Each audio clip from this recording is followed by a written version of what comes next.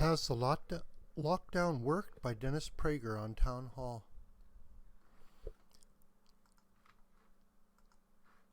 Why are governments the world over rendering hundreds of millions of their citizens jobless, impoverishing at least 1 billion people, endangering the family life of millions, straining marriages, increasing child and spousal abuse, and further postponing marriage among young people, bankrupting vast number of business owners and workers living paycheck to paycheck, and increasing suicides?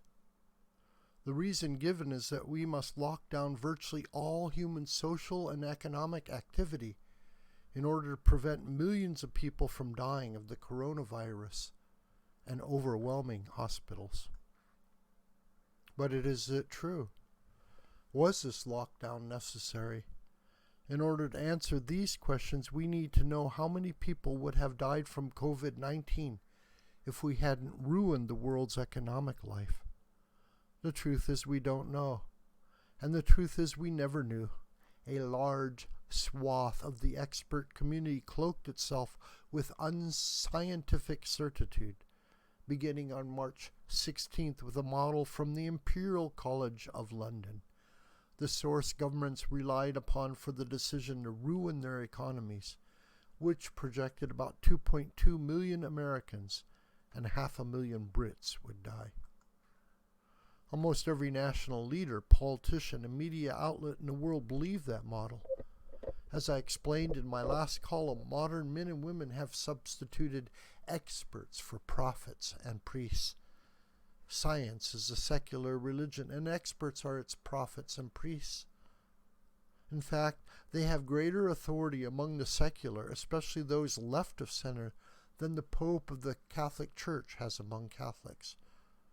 Whereas popes have invoked the doctrine of infallibility twice in the history of the Catholic Church, experts invoke it every day among the secular faithful.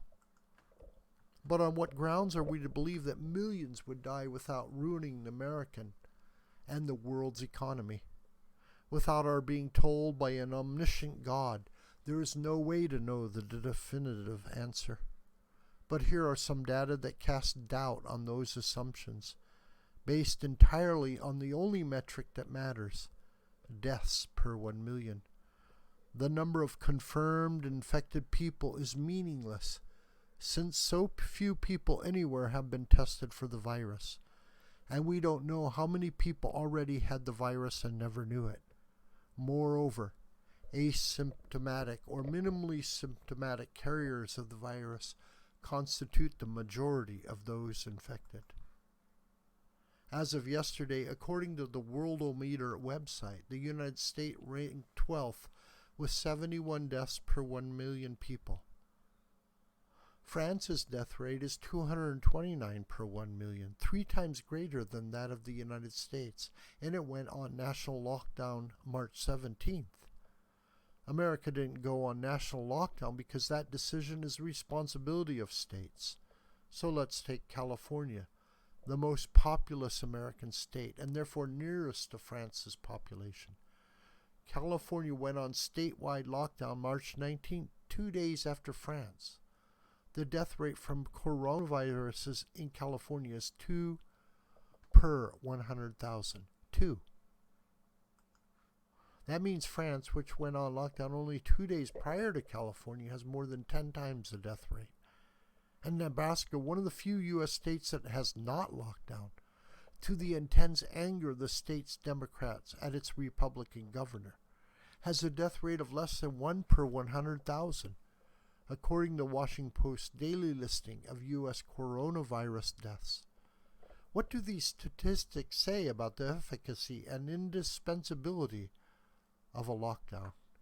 To give you an idea of how unreliable much expert thinking is, the Los Angeles Times published an article on April 10th titled, "California's coronavirus death toll is way below New York's. Here's why." In it, the authors, needless to say unquestioningly, reported that Nicholas Jewell, identified as a UC Berkeley biostatistician, explain why California had so many fewer deaths than New York. Just putting those controls in place a single day earlier makes a huge difference in growth rates, Jewell said, referring to California Governor Gavin Newsom's March 19th lockdown order, whereas New York Governor Andrew Cuomo waited 3 more days to lock down New York State. That, according to the expert from UC Berkeley and the Los Angeles Times, explains a huge difference in the growth rates between the 2 states. Then the article added a line that undermined its entire thesis. Florida Governor Ron DeSantis didn't impose a stay-at-home order until April 1st. Apparently, it never occurred to the Los Angeles Times author to leave and look up Florida's death rates. The non-conservative media have been largely worthless during this crisis, intellectually vapid, and along with experts, the primary stokers of panic. If a few days delay in ordering the lockdown of a state or country makes a huge difference in death rates, Florida should have had a worse death rate than New York, let alone California.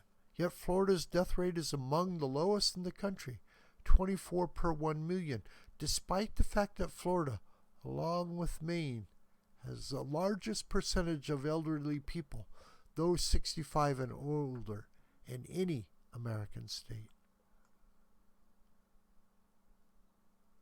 And then there is Sweden, the one industrialized Western democracy that did not shut down, engendering intense anger from scientists and other experts, as well as the left-wing media, i.e. virtually all major media, across the world.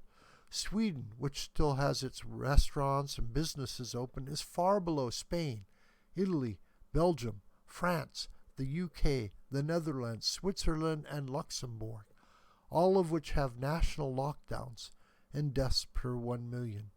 Yes, Sweden's death rate per 1 million is higher than its Scandinavians, Norway and Denmark, which did lock down their economic life. But as of the latest reports, in the past 2 days, Sweden has almost exactly the same number of people as Denmark and Norway combined. It lost 20 citizens to the coronavirus while its neighbors lost 18. The left blames President Donald Trump for our crises, as if only America is undergoing economic ruin and loss of life. If they were honest, they would blame reliance on experts and modeling. But they hate Trump more than they love Americans, or the truth. This video is a production of the School of the White Crane. Hi, my name is John.